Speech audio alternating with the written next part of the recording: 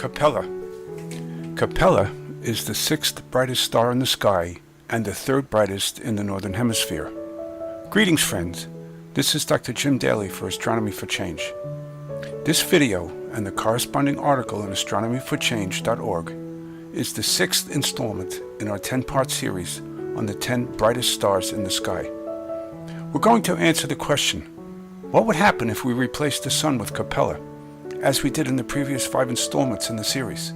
But first, we have to describe the star and its properties.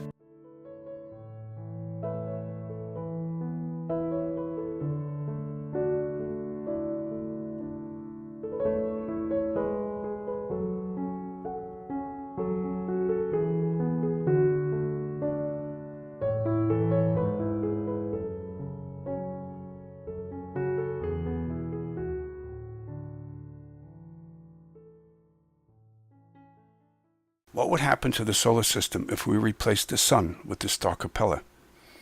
Let's find out, but first, let's describe the star and its properties. Capella is a fascinating study in stellar luminosities and evolution. Why? It's a quadruple star system, 43 light-years distant, consisting of 2 binary systems, Capella A, consisting of Capella AA and AB, and Capella H and L. The first binary pair consists of a K0 yellow-orange giant, and the second, Capella AB, a G1 yellow giant. They're separated by 0.05 arc seconds, very small distance on the sky, and that's the actual resolving power of the Hubble Space Telescope. These stars are thus characterized as spectroscopic binaries. That is, you need what's known as an optical interferometer to resolve them. As of now, there is no optical telescope, conventional optical telescope, orbiting or otherwise, with the possible exception of the Hubble Space Telescope, that can resolve this star. Okay, there are certain techniques in optics and optical astronomy where we can use what's known as an optical interferometer. We can synthesize a large telescope by placing 2 smaller telescopes at a great distance separating them. We can synthesize a large telescope by doing that. That's called an optical interferometer, and that's the only way we've been able to resolve the star and know that there are 2 actual stars there instead of just 1. Okay, so the integrated spectral type of these 2 giant stars is a G3 yellow giant. It should be pointed out here that the Sun is a G2 main sequence star. Okay, a G3 star or a G1 star is in the same color temperature more or less as the Sun. So its photospheric temperature, its surface temperature, and the stars don't have a solid surface, by the way. That's very similar to the Sun in terms of color and temperature. The combined light of this spectroscopic binary is what we see in the night sky as Capella, and it is this star that we will use in our hypothetical simulation. Capella AA is the K0 giant star at 2.6 times the mass of the Sun, 8.8 times its radius, and 73 times its luminosity. Well, why is the luminosity so much greater? Well, you look at its radius. It's 8.8 times the radius of the Sun. This star is not a main sequence star anymore. It has evolved off the main sequence and is now burning helium in its core. It has evolved. It's a giant star. The Sun will someday become a giant star, a red giant star. Okay, because it's already cooler to begin with. These 2 stars, were already more luminous and powerful than the Sun when they were on the main sequence. They were similar to stars Sirius A, the brightest star in the sky, or perhaps Vega. Capella AA is the K03 giant star at 2.6 times the mass of the Sun, 8.8 times its radius, 73 times its luminosity. Capella AB is the G1 giant star at 2.5 times the mass of the Sun, 12 times its radius, and 79 times its luminosity. Since they're both classified as giants now, we mentioned they've evolved off the main sequence and now burning helium in their cores. This quadruple system makes for a great lesson in stellar luminosity and evolution. One pair has already aged off the main sequence to become twin giants, while the other pair remains on the main sequence and will remain so long after the twin giants are gone. Based on the similarity of their respective masses and their tight orbit, they most likely form together, Capella AA and AB. Conversely, it is highly unlikely that they ever had a system of planets. They are an orbiting binary pair, separated by less than 1 astronomical unit, less than the distance between the Earth and the Sun, 0.74 AU. That distance would have precluded the formation of a stable planetary system. So what's next? They will continue to evolve and expand, reducing their separation and current 104-day orbital period, with the more massive Capella AA evolving and expanding somewhat more quickly than its slightly less massive companion. As they continue to expand, bringing them ever closer to each other, mass exchange or transfer may occur, further complicating their evolution. Their estimated age right now is between 590 and 650 million years, and based on their masses, they most likely evolved off the main sequence less than 100 million years ago. Their evolution will now quicken, with the current helium burning phase ending soon, followed by carbon burning. Possible supernova? Not likely. A supernova is probably not in their future. Individually or combined, they lack the minimum 8 solar masses necessary for a Type II core collapse supernova. What is possible, however, albeit unlikely, is a situation where either star, most likely the more massive companion, evolves to become a white dwarf first, and then accretes material off the remaining companion. When the white dwarf star reaches the Chandrasekhar limit of 1.38 solar masses, a Type 1a supernova could result. This is the view of the twin giants, Capella AA and Capella AB, as seen from the distance of Jupiter, 5 astronomical units. It'd be brilliant in the sky, even at Jupiter's distance. We're zooming in towards the 1.5 astronomical units now. This is what they would look like from the distance of the Earth. 1 astronomical unit. They would be brilliant in our sky. They would be scorching the Earth. The two of them. With an apparent magnitude of minus 31.3. Almost 5 magnitudes brighter than the Sun, as seen from the Earth. We would be receiving over 100 times the radiant energy we receive today from the Sun. Difference of almost 5 magnitudes is equivalent to 100 times the radiant energy. It basically would fry the Earth. These twin stars, as seen from the distance of the Earth. At a distance of 5 astronomical units, Capella AB presents with a magnitude of minus 27.9, which is almost 2 magnitudes brighter than the Sun is at the distance of the Earth. And the Sun is minus 26.7 in our skies. That's almost 2 magnitudes brighter at the distance of Jupiter than the Sun is at the Earth's distance of 1 astronomical unit. Jupiter's 5 astronomical units. The second binary pair consists of 2 red dwarf stars, one slightly more massive and luminous than the other. They are separated from the twin giant binary system by 10,000 astronomical units and from each other by 48 astronomical units. The first, the brightest, Capella H, is an M2.5 main sequence red dwarf star with a mass of 0.35 solar, so it's 35% the Sun's mass, with an apparent visual magnitude of 10.2. Basically, you need a large pair of binoculars or an amateur telescope to see it. Right, magnitude 10.2. Just for the sake of reference, the unhated visual threshold for the human eye is magnitude 6.3 under excellent conditions, clear, dark sky, and so forth.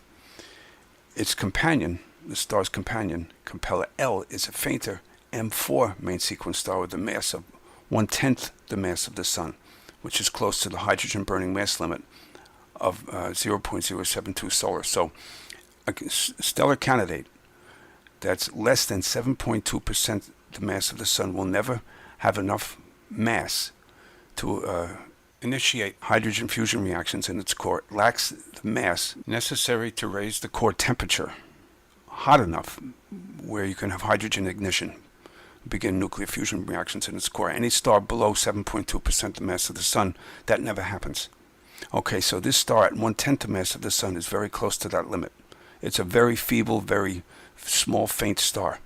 It shines with a visual magnitude of 13.7, which is the visual limit for a 15 centimeter or 6-inch telescope under excellent conditions and a very dark sky. When analyzing these two red dwarf stars, they fit a linear profile well within 1 sigma for mass and luminosity. In other words, they're textbook examples of main sequence red dwarf stars. What does this mean and why does it matter? Red dwarfs' internal dynamics are not the same as more massive stars, more massive, more luminous stars. In terms of energy production and radiative transfer, the entire star is fully convective, unlike stars such as our Sun. What does this mean? Sounds like a lot of astrophysical mumbo-jumbo, but it's not. It needs to be explained. The entire star's mass will be used for energy production, unlike the Sun and more massive stars. More massive stars, such as our Sun, use only the inner 30% of their radius, or the core, which contains 70% of the star's mass, for energy production. In other words, 100% of the star's energy is produced within 30% of its radius, internally in the core. And that volume inside the star contains 70% of its mass. This according to the standard solar model, which is what we use to model stars. This is followed by a radiative zone above the core. Basically, it's a very rarefied, clear region inside the star where the energy is transmitted via radiation. Okay, radiation and convection are not the same thing. Radiation is when you hold your hand near a stove, you can feel the heat coming from the stove. Convection is if you touch it. The heat is convected physically into your finger and you burn yourself. This, above, getting back to the star, this is followed by a radiative zone, a convective zone, above the radiative zone that transfers the energy through convection cycles to the star's photosphere, which is otherwise called the surface. It's not a hard surface. And that in turn is radiated away into space. Inside a red dwarf, all the material inside the star's volume, inside the spherical volume, is available for energy production, hence the term fully convective. So all that material, all the hydrogen, is going to be used for hydrogen burning. And these stars, these tiny, feeble stars, they last hundreds, perhaps thousands of times the lifetime of the Sun. The Sun's productive lifespan is about 10 billion years. These stars live hundreds of billions or perhaps trillions of years, hundreds or thousands of times longer than the Sun, because they're misers. They don't need a lot of fuel to maintain an equilibrium balance between gravity and outward gas pressure. It's important to note that the first binary pair, Capella A and AB, are evolved 2.6 and 2.4 solar mass stars. Based on the respective masses, they were most likely stars similar to Vega or Sirius A, the brightest star in our sky. So now let's take a look, now that we understand the properties of the star system, the Capella star system, Capella AA and AB, let's take a look at what would happen, understanding everything we understand about it now. What would happen to the solar system and the planets if we replaced the Sun with the twin giant stars Capella AA and AB? Let's take a look. Look at the solar system the way it is now. Everything's in harmony and in balance. The Sun is a one solar mass star. All the planets are in nearly circular orbits. And we know Kepler's laws of orbital motion that all orbits are elliptical, some more elliptical than others. Many of the orbits in our solar system are almost circular, the Earth included. We're going to see what happens to those orbits when we replace the Sun with Capella. The first thing we notice is what happens to the orbits. They will become highly eccentric, most likely due to its twin nature. We have twin giants at the center in orbit around each other. That dynamic, we mentioned previously in this video, that dynamic would preclude the possibility of any stable, harmonious planetary system orbiting such a star. Okay, so you notice that the orbits are highly eccentric. All right, with clear apogees and aphelions and perihelions. The aphelion is the furthest point in the orbit, and the perihelion is the closest point. Every one of those planets, every one of our planets, you can see it. It's highly eccentric with a clearly defined aphelion and perihelion. We're going to select several of the planets and see how the temperature changes. Yes, granted, the luminosity and the energy received will increase dramatically, but let's quantify it. Let's see what temperature changes take place on the surface of at least 4 or 5 of the planets. We're going to do the inner solar system, Mercury, Venus, Earth, and Mars, and we're going to try to get to Jupiter and Saturn. So we're going to select 5 of the planets and see how the temperatures change on those planets. Let's take a look. We selected Mercury. Normally Mercury is the closest planet to the Sun right now. And as it orbits the Sun, notice it swings very quickly as it approaches the Sun and then moves quickly away. Mercury is known by the Greeks as the messenger. Okay, so Mercury is moving very quickly. And look at how the temperature changed dramatically. Now here we have Venus. Venus is 500 degrees Celsius. And it's at its aphelion, the furthest distance. Now it's coming in, approaching its perihelion. Look what's happening. It remains pretty constant, interestingly enough. Next we're going to select the Earth and see what happens with the Earth. Now keep in mind, please bear in mind, 100 degrees Celsius is the boiling point of water. Okay? Next we're going to select the Earth. Resume the animation. We're at almost 600 degrees Celsius, the surface of the Earth. All the oceans have boiled away. There's no life on the planet. It's been sterilized. Okay, Earth is right now at its aphelion, its furthest distance from the Sun. You can see how highly eccentric these orbits are.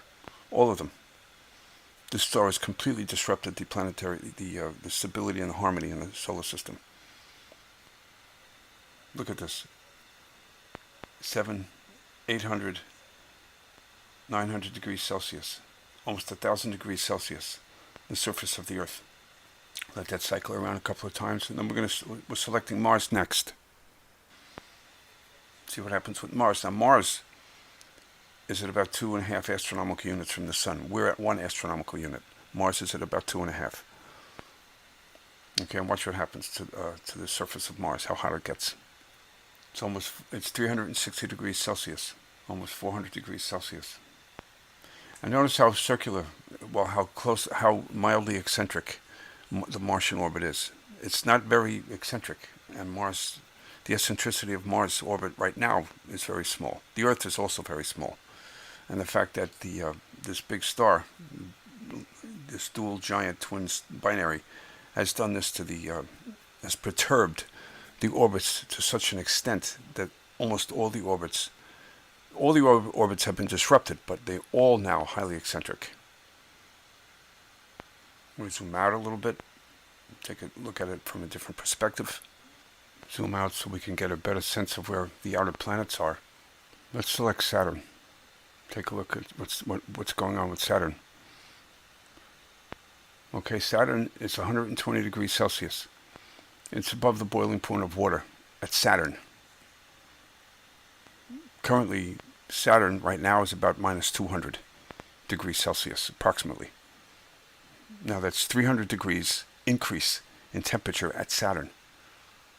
Now let's select Jupiter. Let's see what's going on with Jupiter. How is this affecting Jupiter? So Jupiter is 360 degrees Celsius. The outer planets, the change in temperature is not going to be as drastic as it is for the inner planets, because they're already far enough away. But look at how the orbits have changed. All of them are highly eccentric, with the possible exception of Mars. Saturn and Uranus, all the outer planets, the entire solar system has been disrupted with this. To say nothing of the inner planets have basically been baked. That all life is gone on the surface of the Earth at this point. It's all sterilized. The twin orbiting giant stars at the center. Represented in this particular simulation as a single G3 giant star. That's evolved off the main sequence. They're both stars, Capella AA and Capella AB, have both evolved off the main sequence and are in the late stages of helium burning and will soon start carbon burning. They'll take the carbon that's being built up right now and use that as the next stage or the next burning cycle as the star evolves and ages. It will keep transitioning to the next heavier element that was the byproduct of the previous burning cycle until it gets to iron. In the case of Capella A and B, it's going to stop pretty more or less with carbon burning. It's not going to exceed carbon burning. It lacks the mass to ignite the next heavy element, the byproduct of the carbon burning, which was magnesium and oxygen. Okay, it might start burning oxygen, but it's not going to be able to burn magnesium, nuclear fusion with magnesium. It lacks the mass. They both lack the mass to do that. Okay, so that's what happened if we replace the sun with the twin giants Capella A and AB. Of course, this is a hypothetical simulation. This would never happen in nature, but it's interesting to see the astrophysical consequences of what happens when you make changes like this and see what happens. It allows you a deeper insight, a better insight into how things work. It's also important to note that what's happened to these planets, our planets, with this simulation, is the way it's going to be when the sun eventually does deplete its complement of hydrogen, transitions to a helium-burning star, and the evolutionary changes that it goes through internally, and that will be manifest outwardly as an expanding subgiant into a giant star, red giant star. These same things will happen in about 5 billion years from now, or before then. In about 1 billion years from now, the Earth will become uninhabitable. With every 100 million years, the luminosity of the sun increases by 1%. So in another billion years, which is 10 times 100 million, the sun's luminosity will have increased 10%. At that point, the oceans will start to boil away, and it just gets worse from there, and there's no recovering from that. Once the sun crosses that Rubicon, there's no way, even though the Earth is a dynamic, self-regulating body, and it's been like this for 4.5 billion years, there's no way to adapt to the ever-increasing luminosity from the sun. We're going to have to move. Wherever life is here, if it doesn't move, we'll become extinct. The Earth will become sterilized. In about 1.5 billion years from now, the Earth will be an inferno, and it just gets worse. So what you see in this simulation portends of what's to come in 4 to 5 billion years from now, when the sun ages off the main sequence and starts to evolve towards a red giant star. Eventually a white dwarf and planetary nebula. That's how it winds up. But in the meantime, in the intermediary steps, the sun becomes a subgiant and a red giant star. Okay, so what we've just simulated here, and what this simulation has shown, is what's going to happen with our own planets in 4 and 5 billion years This from is Dr. Jim Daly of Astronomy for Change. May you come to love the stars too fondly to be fearful of the night. And remember, the Earth is a mote of dust floating in a sunbeam. That's reality. Everything else is just marketing. The great philosopher Plato famously said, "Astronomy compels the soul to look upward and leads us from this world to another." Astronomy for Change is a non-profit organization whose mission is to effect a positive change through astronomy and science education. It is our belief that by inspiring and empowering current and future generations to become interested and engaged in astronomy and science, this positive change will be realized. If you enjoyed this video or found it educational or useful, please consider subscribing to our YouTube channel and sharing the video. These actions on your part are free to do and will help us grow. Also, why not consider supporting us by leaving us a tip or buying us a coffee, or perhaps visiting our Patreon page. Any amount would help and would be most appreciated. All the links and details are in the comments section below. And, as always, thanks for watching.